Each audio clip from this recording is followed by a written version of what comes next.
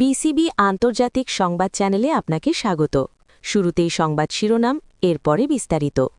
চীন কানাডাকে জীবন্ত খেয়ে ফেলবে, ট্রাম্প। বড় চুক্তির পথে ভারত ও ইইউ। প্রশান্ত মহাসাগরে ফের মার্কিন বাহিনীর হামলা, নিহত 2।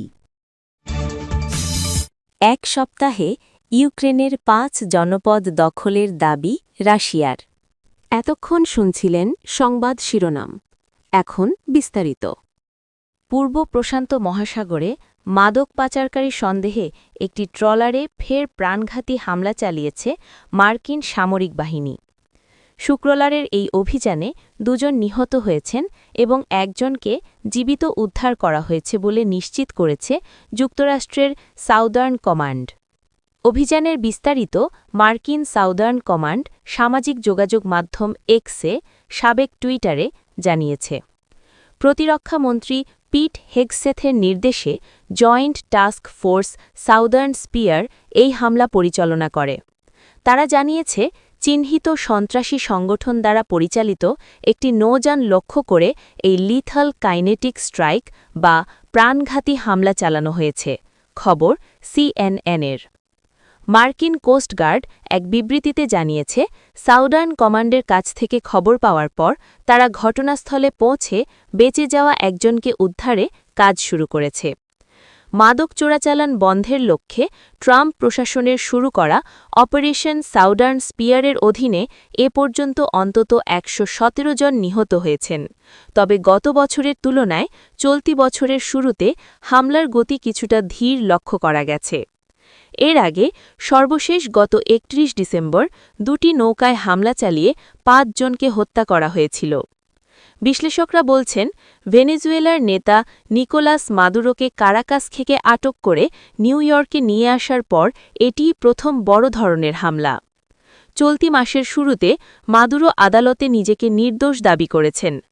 প্রকাশ্যে মার্কিন কর্মকর্তারা এই অভিযানকে মাদকবিরোধী লড়াই হিসেবে বর্ণনা করলেও ট্রাম্প প্রশাসনের অনেক কর্মকর্তা ব্যক্তিগতভাবে স্বীকার করেছেন যে এই সামরিক চাপের মূল লক্ষ্য ছিল মাদুরো সরকারকে ক্ষমতাচ্যুত করা। মার্কিন প্রেসিডেন্ট ডোনাল্ড ট্রাম্প বলেছেন, যদি গভর্নর কার্নি কানাডাকে চীনের জন্য মার্কিন যুক্তরাষ্ট্রে পণ্য ও পণ্য পাঠানোর জন্য ড্রপ অফ পোর্ট বানায়, তাহলে তিনি সম্পূর্ণ ভুল করছেন। চীন কানাডাকে জীবন্তভাবে খেয়ে ফেলবে, সম্পূর্ণরূপে গ্রাস করবে। শুক্রবার 23 জানুয়ারি ট্রুথ সোশ্যালে একটি পোস্ট শেয়ার করে একথা বলেছেন। পোস্টে তিনি লিখেন, এসবের মধ্যে তাদের অর্থাৎ কানাডার ব্যবসা, সামাজিক কাঠামো এবং সাধারণ জীবনযাত্রার ধ্বংস অন্তর্ভুক্ত থাকবে। কানাডার পণ্যের ওপর 100% শুল্ক আরোপের হুঁশিয়ারি দিয়ে ট্রাম্প আরও বলেন, যদি কানাডা চীনের সাথে একটি চুক্তি করে তাহলে তাৎক্ষণিকভাবে মার্কিন যুক্তরাষ্ট্রে আসা সমস্ত কানাডিয়ান পণ্য ও পণ্যের ওপর 100% শুল্ক আরোপ করা হবে। এই বিষয়ে আপনার মনোযোগের জন্য ধন্যবাদ। এদিকে সুইজারল্যান্ডের দাভোসে বক্তৃতা দিতে গিয়ে ট্রাম্প বলেন, কানাডার উচিত তার প্রতিরক্ষার জন্য যুক্তরাষ্ট্রের প্রতি কৃতজ্ঞ থাকা এবং দাবি করেন, কানাডা বেঁচে আছে শুধু যুক্তরাষ্ট্রের কারণে।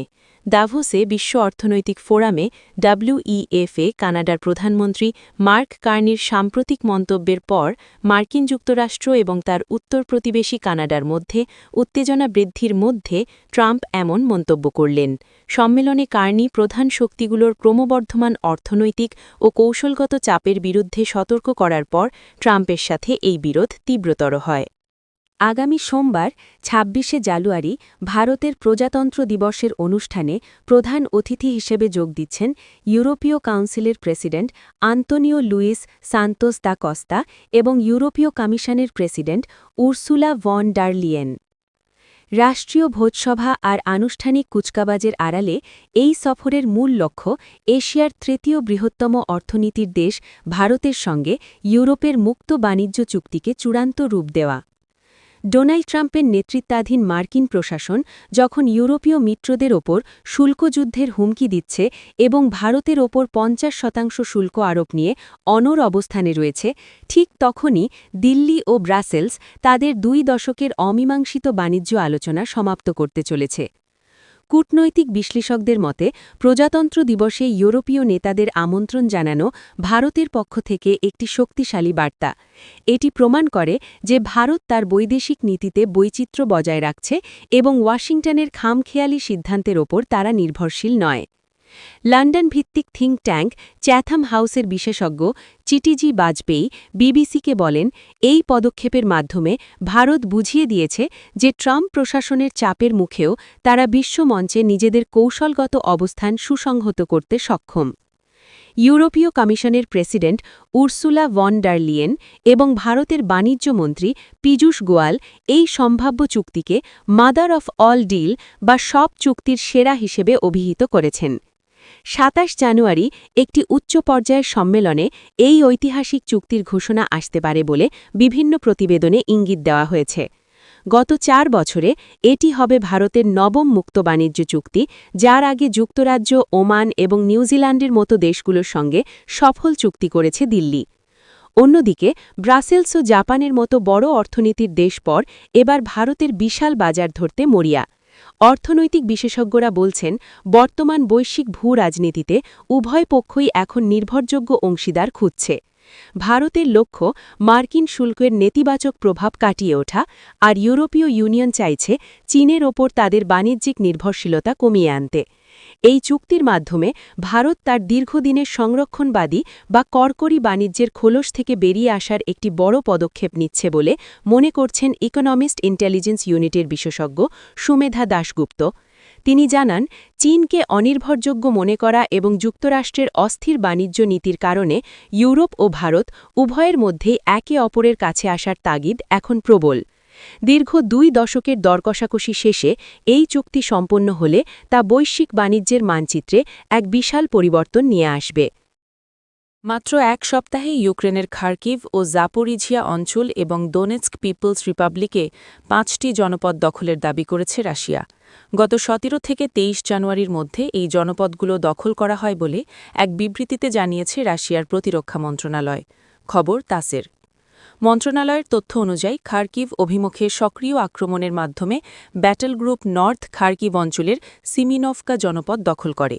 একই সময়ে battle group south Donetsk people's রিপাবলিকের প্রিভোলিয়ে জনপদ দখলে নেয়। ব্যাটল গ্রুপ সেন্টার সক্রিয় আক্রমণ চালিয়ে দোনেৎস্কের নোভোপাভলোভকা নিয়ন্ত্রণে আনে। এছাড়া ব্যাটল গ্রুপ ইস্ট জাপোরিঝিয়া অঞ্চলের প্রিলুকি এবং ব্যাটল গ্রুপ দনিপ্রো একই অঞ্চলের পাভলোভকা জনপদ দখল করে বলে জানানো হয়। প্রতিরক্ষা মন্ত্রণালয় জানায়, ১৭ থেকে ২৩ জানুয়ারি সময়কালে ইউক্রেনীয় বাহিনীর তথাকথিত সন্ত্রাসী হামলার জবাবে রুশ সশস্ত্র বাহিনী একটি বৃহৎ ও ৫টি সমন্বিত নির্ভুল হামলা চালিয়েছে। এসব হামলায় ইউক্রেনের সামরিক শিল্প কমপ্লেক্স, জ্বালানি ও পরিবহন অবকাঠামো, গোলাবারুদ ও জ্বালানি গুদাম, দীর্ঘপাল্লার ড্রোন উৎপাদন ও সংরক্ষণ কেন্দ্র, ড্রোন উৎক্ষেপণ স্থল এবং ইউক্রেনীয় সেনা ও বিদেশি ভাড়াটে যোদ্ধাদের অস্থায়ী অবস্থান লক্ষ্য করে আঘাত হানা হয়। এক সপ্তাহে ব্যাটল গ্রুপ নর্থের অভিযানে ইউক্রেনীয় বাহিনীর ১,১১০ জনের বেশি সেনা হতাহত হয়েছে বলে দাবি করা হয়। এই সময় খার্কিভ ও সুমি অঞ্চলে ইউক্রেনের একাধিক যান্ত্রিক, আঞ্চলিক প্রতিরক্ষা, ন্যাশনাল গার্ড ও সীমান্তরক্ষী ইউনিটের উপর হামলা চালানো হয়। এতে ৯টি সাঁজোয়া যান, ১০৭টি সামরিক যান ও ১৮টি ফিল্ড আর্টিলারি ধ্বংস করা হয়েছে বলে জানানো হয়। একই সঙ্গে ধ্বংস করা হয় ১০টি ইলেকট্রনিক যুদ্ধ ব্যবস্থা ও কাউন্টার ব্যাটারি রাডার এবং ২৩টি গোলাবারুদ ও রসদ গুদাম ধ্বংসের তথ্য দেয়া হয়। ব্যাটল গ্রুপ ওয়েস্ট এক সপ্তাহে ১,৪০০ জনের বেশি ইউক্রেনীয় সেনা হতাহত করার দাবি করেছে। তাদের অভিযানে ২টি ট্যাঙ্ক, ১৮টি সাঁজোয়া যান, ১৫০টি সামরিক যান ও ১১টি ফিল্ড আর্টিলারি ধ্বংস হয়েছে বলে জানানো হয়। পাশাপাশি ইউক্রেনীয় বাহিনীর ২৯টি গোলাবারুদ গুদাম ধ্বংস করা হয়েছে। ব্যাটল গ্রুপ সাউথের অভিযানে এক সপ্তাহে ১,২৫৫ জনের বেশি ইউক্রেনীয় সেনা হতাহত হয়েছে বলে দাবি করা হয়।